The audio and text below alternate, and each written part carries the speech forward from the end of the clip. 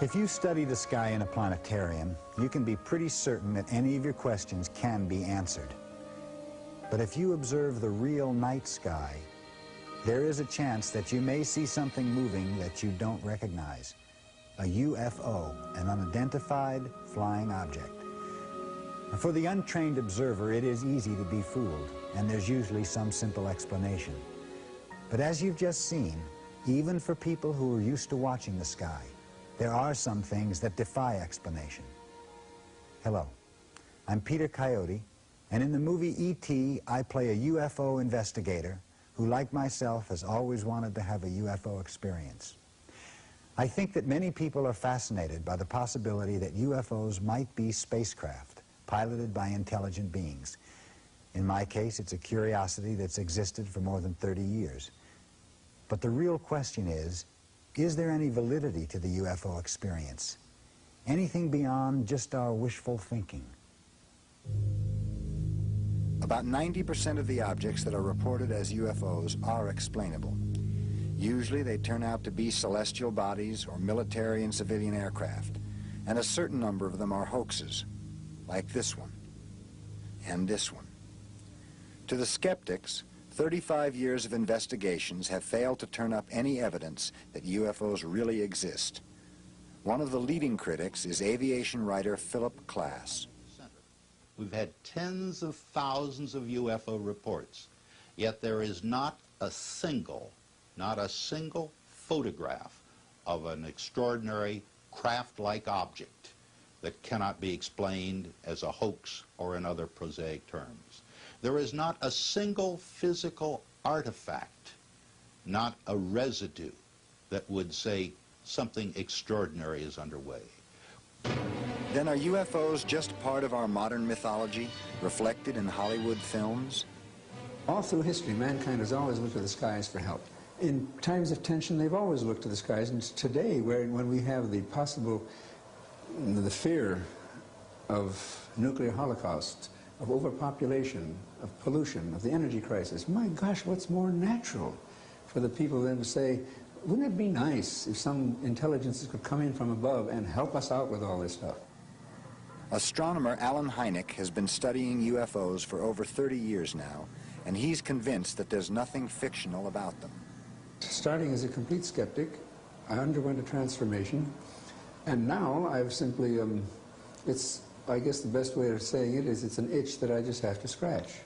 It's there, and I feel that we have a phenomenon that is, could be of tremendous potential importance to the human race. I feel that strongly about it. So who is right, the believer or the skeptic? In a moment, we'll look at the evidence for some answers.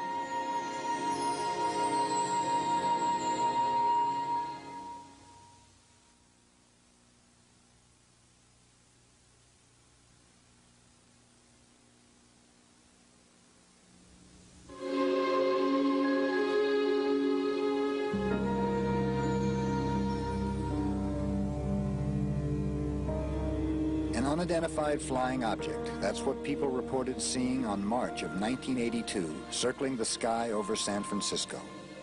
At least a half dozen people say they saw a UFO near the Golden Gate Bridge this morning. A cluster of lights was first spotted by one commuter crossing the bridge just after 6 a.m. It looked neon, and it was just kind of hovering, and it looked like a big white wing, you know, to me. Each year, hundreds of people claim to see UFOs. Most are eventually identified. This particular object turned out to be an advertising plane, which is frequently mistaken for a UFO. When people do see things in the sky that mystify them, who can they turn to? Publicly, government agencies claim no interest in UFO sightings. This leaves a few small private organizations the task of investigating the literally hundreds of UFO sightings every year.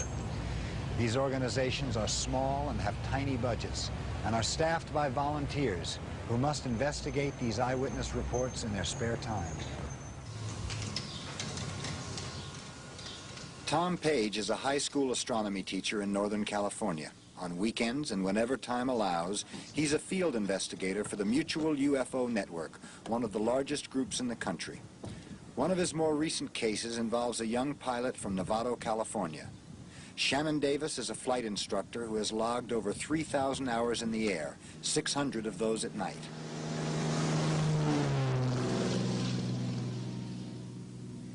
His sighting on the night of November 5th, 1980 is typical of the 5 to 10% that remain unidentified.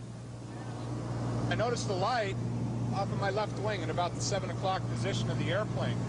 And because I was in radar contact with Oakland Center, because of the IFR flight, I asked them how close that aircraft was from us, and they said that they didn't show anything on radar out there. Then I noticed that it pulled up alongside my left wing. It was a bullet shape, rounded at the front, that widened out and then tapered to a point at the end. But one of the things I really wondered about it is around the main body, the center of it, just past the nose, there was a ring spinning around it. And it did a couple of things simultaneously. What happened is the pulsation quickened up on the nose, and the whole thing went to a very bright color. At the same time, the ring seemed to spin faster till that whole ring disappeared, and within a matter of seconds, the brightness of the object appeared to be just like a glowing bright fireball. And I kind of jumped because at first I guess I was thinking it was some kind of missile that was detonating, and the thing took off forward, and it shot out to forward of the nose. I estimated about 2 or 3 miles ahead of the aircraft, and it made an instantaneous 90-degree right-angle turn, and it went vertical until it went up out of sight. And I sat there looking at it, and I didn't know what to think. 5 minutes later, Shannon saw the object again, and it repeated the same pattern. Only this time, 2 pilots flying in the opposite direction also saw the UFO.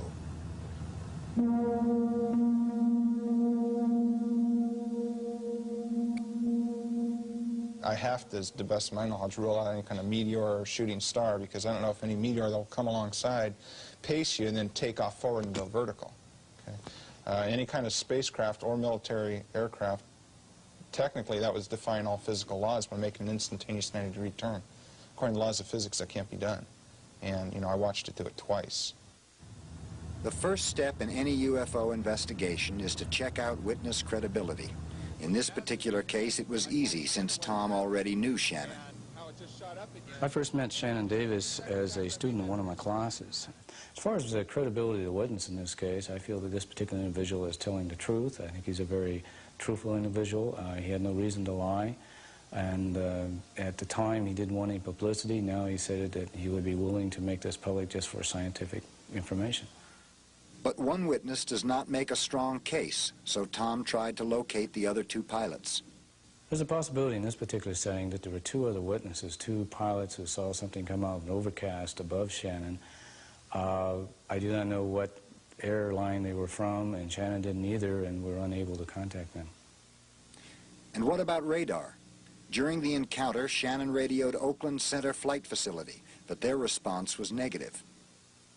If a pilot were to inform us that he had a sighting of a UFO in close proximity, we would not be able to distinguish between he and that UFO. It would be all one target to us. Could the object have been man-made or a natural phenomenon? None of those things could do the things that this particular object did, moving forward at a high speed, making a right-angle turn. Possibly a military aircraft could, but the military certainly wouldn't be telling us about it. The case closed. This is how the evidence stood. Was the main witness credible? Yes. Were other eyewitnesses contacted to support the story? No. Was the object tracked on radar? No. Could the object have been man-made or some celestial body? Inconclusive. That's the problem we have, is that we're basing the whole UFO study on the report of witnesses, and we have to just determine whether these witnesses are telling the truth or not. Shannon believes he saw something extraordinary, and Page agrees with him. But to the doubters, without hard evidence, they're inclined toward a more conventional explanation. There are dozens, simply dozens of things to be seen in the night skies. And I say to any of your viewers, if they will go out tonight, if it's a clear night, and spend 3 hours looking at the night skies, I can almost guarantee them they will see something that will surprise them, something unusual. But ufologists like Page argue that the problem is not the validity of the eyewitness accounts, but the lack of professionally trained, full-time people to investigate cases like Shannon's. Look, we wouldn't have gone to the moon if we'd had to depend on people who could work only on weekends and without salary as a hobby. What we need in ufology is to make it professional. Not all UFO investigators are amateurs. There are professionals and many with scientific backgrounds who are conducting diligent studies. Their efforts have brought UFO research out of the realm of fantasy into a brighter, more realistic light.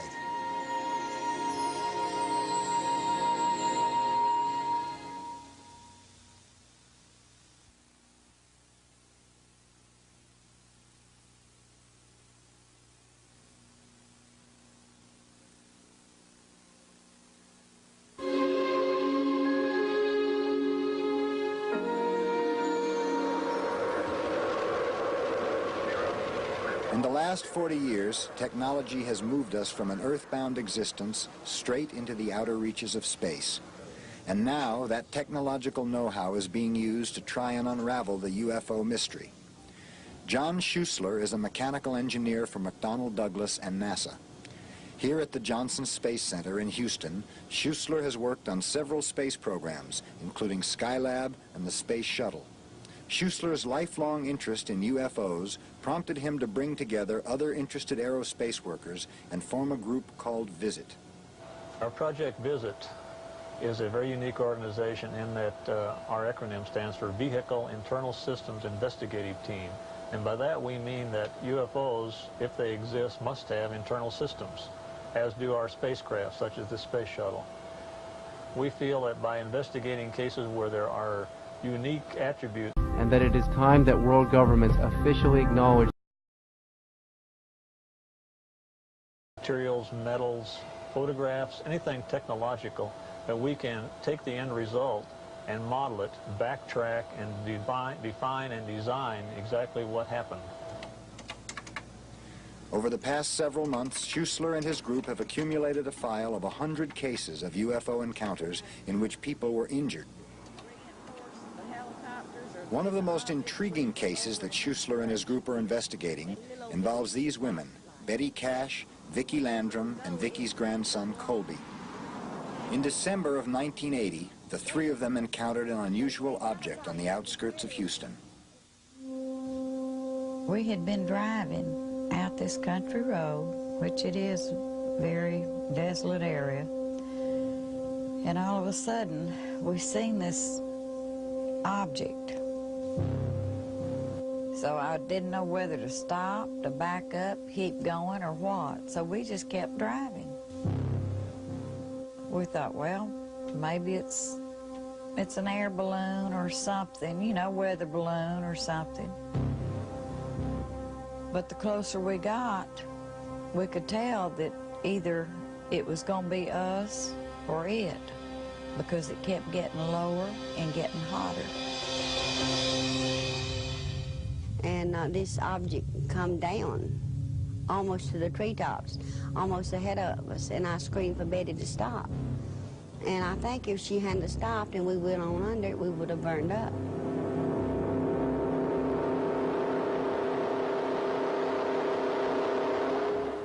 I got out in the car, Kobe and me, for about, I guess, a minute or two, and he was screaming like he was trying to get away from me and then pulling me back in the car, and I got back in the car, and Betty walked to the head of the car.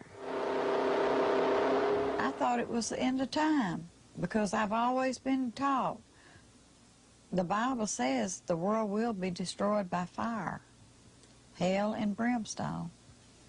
Well, how did I know that the hell and brimstone wasn't right there with it? And as hot as it was, if hell is any hotter, God forbid I want to live a good life, because it was just almost unbearable. I kept trying to calm Kobe, and I couldn't. I had to tell him something that would calm him, and I said, if you see this big man come out of it, it'd be Jesus. Well, I just had a feeling to look up in the sky. Then I looked around a little bit more and I saw that object. It looked like a diamond. It lit up the whole sky. It was a grayish, metallic-looking color, but yet the flames it was throwing out was a reddish, yellowish-looking glow. Besides the strange object, they all claim to have seen several helicopters hovering around it. Just about the minute that I got up close enough to really make the shape of the object, whatever it is, the helicopters were there. We was amazed at, you know, what kind of helicopters there were. We were about scared to death. The double rotary kind of helicopters, I'd never saw one before. Whatever they saw that night, the physical impact was immediate. Within hours, they were suffering from severe headaches, diarrhea, and vomiting. Betty Cash had the worst symptoms. Her main problem at that time was severe headache, swelling of the face, swelling of the eyelids, and the swelling of the scalp, that is the top of the head. The fear of ridicule kept Betty from telling about her UFO encounter. But weeks later, when patches of her hair started falling out, she told her doctor about the incident. Specialists were brought in, including a dermatologist and a radiologist, to run tests. They all turned up negative. John Schuessler and his group started their own investigation several months later. Despite the inconclusive medical reports, Schuessler believes that all 3 victims received some kind of radiation exposure caused by the UFO. It's a package of symptoms that all 3 had, and all 3 being different kinds of people. That's the significant thing, from their age, the past history, medical history, etc. But they all had common symptoms. The common symptoms all manifested themselves right after the incident, starting within hours. And what about the helicopters that were supposedly hovering around the object? Schuessler's investigators found other witnesses who saw them. The helicopters must have been military if they existed. That has to be a given. There are no civilian operations of CH-47 Chinook-type helicopters in the Houston or Gulf Coast area. Major Dennis Hare is a commander with the National Guard at Ellington Air Force Base near Houston. He says none of the Chinooks in his unit flew the night of the incident. I personally was not up in the air that night, and to the best of my knowledge, no member of my unit or the aircraft that's under my command were up in the air on that particular date. A fleet of helicopters, an unidentified flying object, and 3 victims who were injured by it. What do they all add up to? No one is sure. Schuessler and his group think that one possible explanation is that our government may have been testing a secret aircraft that night, powered by some type of microwave propulsion system. The craft may have gone out of control, almost touching down when Betty, Vicky, and Colby saw it. They have what would normally be seen from a heavy dose of microwave and possibly an X-ray component. And we do know that pulsed microwave gives off an X-ray component. But if the military is involved, they deny it. Citizens of the United States were subjected to chemical exposures, radiation exposures, and various other things over the past 30 years at different times in the interest of research or military operations. And a lot of those people kept saying, hey, look, I was hurt. Believe me, I was hurt. And everybody said, you're crazy, it couldn't have happened. As for Betty and Vicky, they still suffer from hypersensitivity to heat. I do expect them to take care of my medical bills and what I have had to go through with and what I'm still going through with and what I may have to continue for years. I don't believe in the little green men and all of that stuff from outer space. But if it's something that people don't know about, and it slipped in here and did that to us, and the government say they don't know about it, when they had the helicopters up there, we in a terrible shape. Because if it can happen to us, it could happen to a whole city. A postscript to the case. Vicky and Betty have filed suit against the federal government, attempting to win compensation for their injuries. They remain firmly convinced that whatever it was they saw, it was attached to the United States military. After pressure from a Texas congressman, the U.S. Air Force sent its own special investigator to look into the matter. His report states that he was unable to find any connection whatsoever between the UFO and any branch of the U.S. military. And so the case remains unsolved, but it does raise some questions. Is it possible that some unidentified flying objects could be secret U.S. military test planes? And if so, what recourse do citizens have if they are injured by them?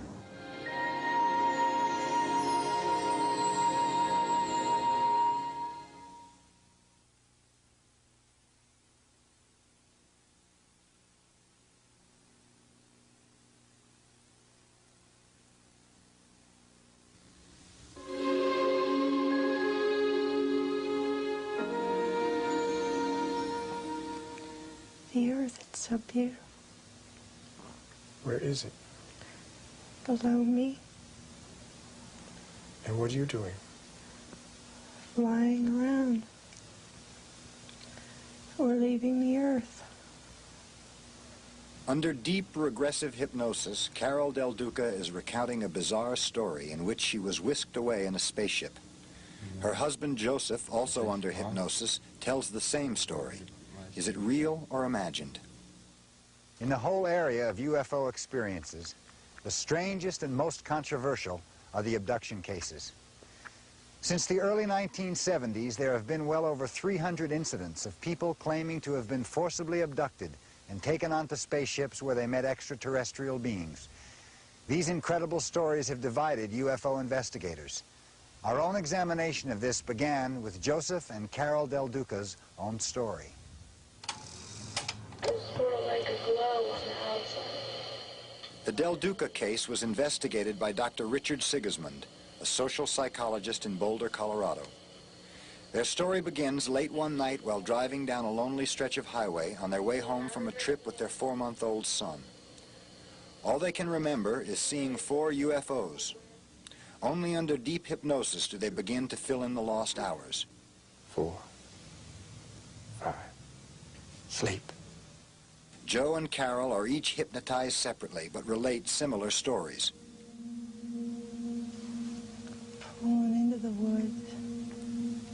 You're pulling into where? The woods. What are you doing there? We're going to the spaceship.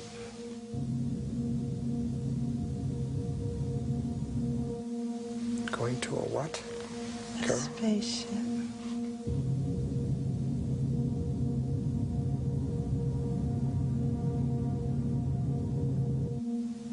Tell me what you're doing then.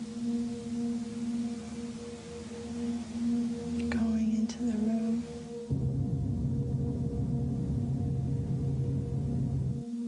It's a bright room. It's a bright room. What are you doing in this room, Joe? Just laying there. In these rooms, Joe and Carol talk about undergoing some kind of physical examination. They're looking at my feet. They're looking at your feet, you said? Yes.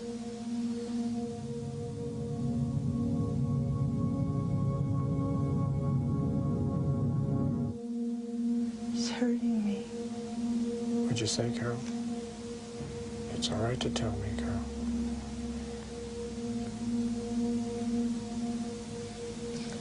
They're hurting my ankle. They're doing what? They pulled on my ankle. Feels like they broke it.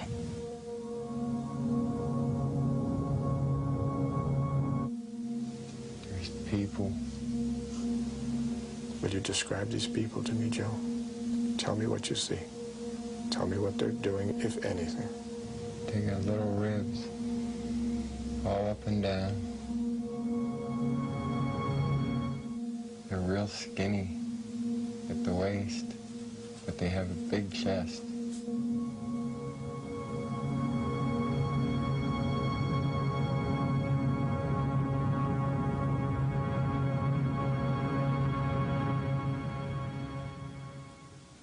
It's clear that Joe and Carol are reliving an intensely emotional experience, especially Joe, who describes an unusual meeting with one of the entities. He just pulled me out. Pulled you out of what, Joe? Out of my body. I'm one, but I'm two. He's so nice. He's warm.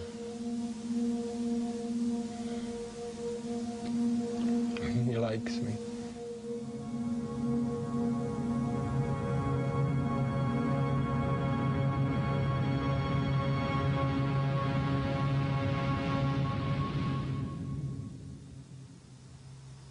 Were Joe and Carol abducted by aliens from another world, or did they imagine it? Dr. Sigismund believes it did happen. The stories on every significant, in fact, minor details, they match. Even though each individual had distinctly different type of experience, which they relived under the hypnosis, nonetheless, if they were describing the shape of the so-called craft, or they're describing the suits of the entities, it all dovetailed to a minute degree. It would be a great difficulty if individuals sought to perpetrate a hoax to maintain it under deep hypnosis. We sometimes doubted ourselves. Did that really happen? That's incredible. But after we realized that this was a good thing, and very few people have the privilege of getting to do something like that, that it left us with good feelings. It was just mind-boggling, but there was a lasting impact. But the theory of abductions is being challenged by this team of investigators. Dr. Alvin Lawson, an English professor at Long Beach State University, Dr. William McCall, a medical doctor who specializes in hypnotism, and John Herrera, a writer. They demonstrated for us a basic experiment. And that it is time that world governments officially acknowledge She was abducted, and a volunteer who is told to imagine an abduction. The result? Both stories are similar. What is it that you're seeing? They're shapes, and they're looking down at me. They're tall and slim, with large eyes, long fingers. It's like this bright light in their heads looking down at me. But they're like shadows. Mm-hmm. And something's passing across. Yes. It's sort of like a piece of something. They're looking into my eyes. There's no communication that they know what I'm thinking. No verbal communication. It's like they're bleeping something at me, like electrical impulses or something. In general, the imaginary and the real experiences, as we've experienced them here, are identical. I mean, there are no real substantive differences. All of these indicate to me that, and to my colleagues, I'm sure, that the imaginary or that the abduction narratives aren't real physical experiences. That is, there are not aliens coming here. And they indicate, however, that the people believe that something might well have happened to them. This is what's so fascinating. I think something quite real in psychological terms is happening to these people. I don't think little green men are doing it. I think we're doing it, or the mind is doing it to us. Experiments by Lawson, McCall, and others seem to prove that abductions are essentially psychological. This does not invalidate them, however, and they are still happening to people all over the world. It's up to the researchers to find out why.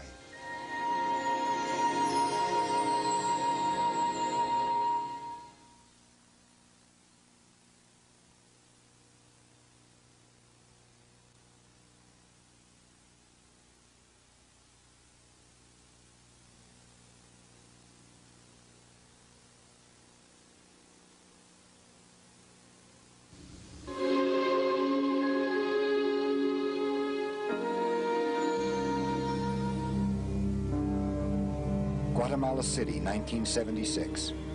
A TV crew is shooting a commercial when they suddenly spot something strange flying overhead. To this day, no one has been able to identify it.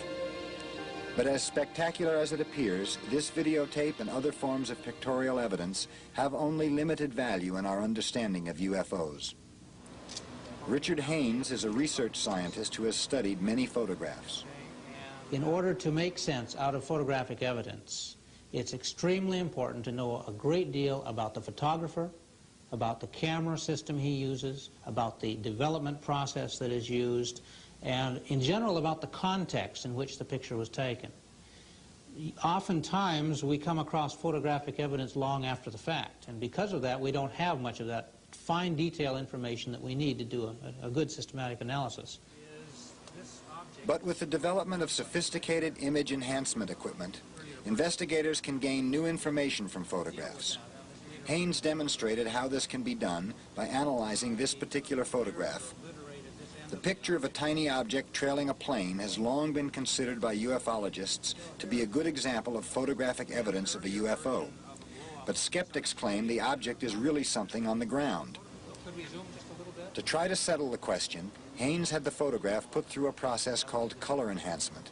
This gives the picture more detail, allowing Haynes to do a more extensive analysis. What our analysis has just shown of the digitization of this photograph is that the darkness of this major disc-shaped image right here is very close to the same darkness as the tail structure here of the airplane, the wing tank, and the main body. And we find that there's no objects on the ground at that equivalent range with the equivalent darkness. Now, what this suggests then is that in fact it's an airborne object. But even faux enhancement equipment has its limits. In the final analysis, however, we're stuck with an image of something we don't understand. If that enhancement process shows the image to be an airplane outline, we're home free. But on the other hand, if it shows a symmetrical airform, an oblate spheroid, for instance, with no means of propulsion or support or lift, we're right back where we started, you see. So photographic analysis must be coupled with a very creative approach on the part of the photo interpreter. So without additional evidence, photographs of UFOs really prove nothing at all. But when there is additional evidence, ufologists believe that they can make a strong case. And right now, we look at one of their strongest. No other pictorial evidence has created as much interest as these images shot from an airplane during the early morning hours of December 31st, 1978. This is the New Zealand film, considered by most experts to be the single strongest evidence of a UFO ever captured on film. To most of us, it may not seem impressive, a small, bright light in the night sky off the New Zealand coast. But it is the only case of a UFO that was seen by several pilots and crew members, picked up on radar and photographed on several thousand frames of 16mm color film shot by a TV crew. It appears to have a brightly lit bottom and a transparent sort of sphere on top, so it appears to be, well, like a flying saucer. No one has studied the New Zealand film more than this man. Bruce Maccabee is a physicist who spent over a year analyzing the film. Now, my claim is that having looked at the film and the whole sighting in general, that the film shows objects which cannot be identified by conventional means. To arrive at that conclusion, Maccabee first flew the same route in which the sightings were made. He set out to disprove one of the first conventional explanations offered, that the object was a celestial body, like Venus. The lights that they were talking about was below the level of that mountain range. In other words, silhouetted against the mountain range, if you wish, rather than above the mountain range. So I don't see any celestial body that could have done that. Also, if you look at the image carefully, you will see it does strange things, like when it tends to fade out, it changes its shape from being sort of oval to sort of thin in a vertical direction, and then just fades out. Other skeptics suggested that the light came from squid boats, which use bright lights to draw squid to the water surface. To eliminate that possibility, Maccabee made a direct comparison between a squid boat light and the light in the film. The squid boat picture clearly shows a reflection in the water extending underneath the image of the squid boat, sort of a dull reddish triangular reflection extending downwards. In none of the images in this UFO film have I been able to find any indication of a reflection in the water, which you would expect if it's a squid boat. According to air controllers, their radar picked up the object and estimated the distance to the airplane at between 10 to 20 miles. Using a densitometer, an instrument that measures film density, Maccabee was able to determine the object's brightness.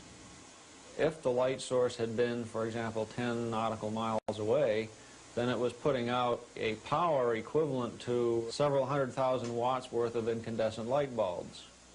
A several 100,000 watt source is not a small amount of power. That's an awful lot of energy being used up, and they saw this thing for 15 minutes, so it must have been a considerable source of power by itself. But the most amazing conclusion that Maccabee reached centered on these last few feet of film, shown here in extremely slow motion. It shows the object flashing from bright white to a dim red and then orange color. The periodicity of this flashing is essentially perfect for 30 cycles. Now, such a regular flashing of a light implies intelligent control. We could find no human-made light source to account for it. So the periodicity suggests intelligence, and yet we can't find any conventional explanation.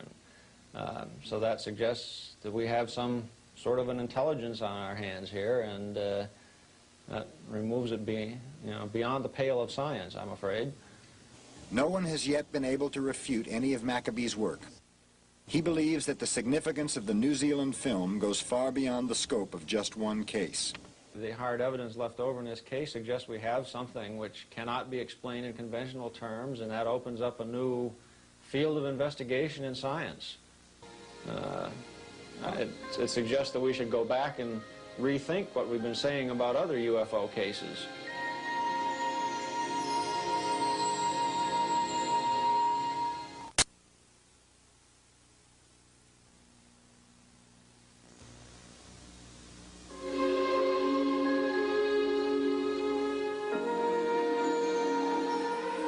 October 25th, 1975. Fighter planes are sent in hot pursuit after an unidentified flying object seen hovering over missile sites at Malmstrom Air Force Base in Montana. NORAD, the North American Air Defense, reports that the jets failed to intercept the object.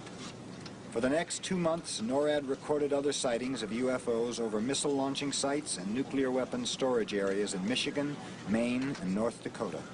In all cases, our jets were unable to overtake the objects. The 1975 sightings show us dramatically that unidentified flying objects have invaded our airspace. And yet, since 1969, the federal government's position has been that it is not interested in investigating UFOs. It was in 1969 that the Air Force ended Project Blue Book, a 21-year investigation of UFOs. Their basic conclusion was that lack of evidence warranted no further study of the matter. There was no evidence of threat to national security. There was no evidence that we had been visited by extraterrestrial vehicles. And finally, there was no evidence that after evaluating these UFO sightings, that there was any indication of scientific knowledge, the existence of scientific knowledge beyond the present state of knowledge. But government documents on the NORAD incidents, as well as thousands of other reports, reveal that the government continues to investigate a phenomenon that is much more than just a few isolated incidents. Since 1969, as many as 10 governmental agencies have been involved in UFO inquiries, including the CIA, the FBI, the National Security Agency, and the Air Force. Attorney Peter Gersten has led the fight to unearth these documents on behalf of a group called Citizens Against UFO Secrecy. The documents confirm the reality of these unconventional objects, and there is furthermore evidence that these objects exhibit a technology that is beyond present-day technology, an advanced technology, a more sophisticated technology. A graphic example of that technology was reported in this document about an incident on September 19, 1976 in Iran. An F-4 jet similar to this one was sent to intercept unusual objects seen over the city of Tehran. As the F-4 approached the brilliant object, the jet lost all instrumentation and communication. Later, when the jet tried to shoot a missile at a second object, the F-4's weapon control panel went dead. What makes this incident interesting and significant is that it involves the malfunction of an American-made defensive tactical weapon system, specifically an F-4 jet. The interesting part of the incident is that the Defense Intelligence Agency did an evaluation of the incident and found the incident to be a classic UFO case because of eyewitness verification, confirmed by radar, and so forth. Documents show repeatedly that UFOs have been able to penetrate our military airspace. In one incident in 1980, UFOs were seen over Kirkland Air Force Base in New Mexico. The base is a highly sensitive installation that includes an advanced weapons research laboratory. Documents show that bright objects were able to land at the base undetected by radar. When security police tried to pursue the objects, they took off. UFOs pose a threat to national security for many reasons, the first of which relate to the general principle that these objects have been unable to be identified by this government for the last 35 years. Another reason we see in the documents, which relate to the overflights over the military bases in 1975, the unrestricted and unlimited access that these objects had. But Gersten and his group have been stopped in their pursuit of more information. The CIA refused to send Gersten 57 documents, and the Air Force has 100 documents that it refused to release. And recently, the National Security Agency did not release 160 documents for the same reason, national security. And in May of this year, and that it is time that world governments officially acknowledge would be both embarrassing to the agency because it would show once again that the objects exist, that the objects are an advanced technology, and the objects do, in one way or another, pose a threat. So they don't want to release the information for that reason.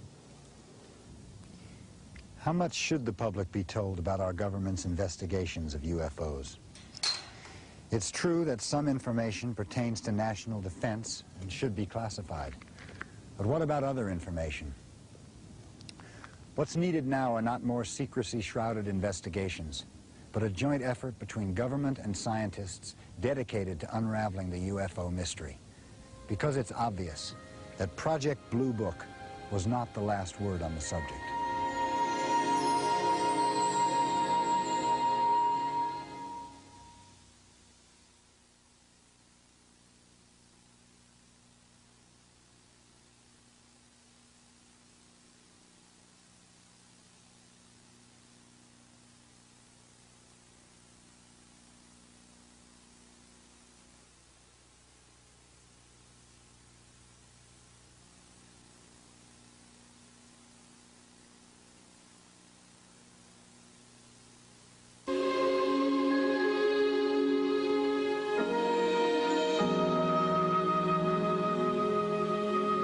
Many astronomers would agree that it is likely that there are other civilizations in our galaxy.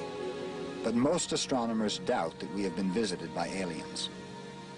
You see, no other civilization could know in advance that we exist, because our only means of telling them about us are by radio waves that we broadcast into space, and we've only been doing that half a century, which means there's a big sphere of radio radiation expanding outward at the speed of light. That's how fast radio waves go. Now about 50 light years in radius.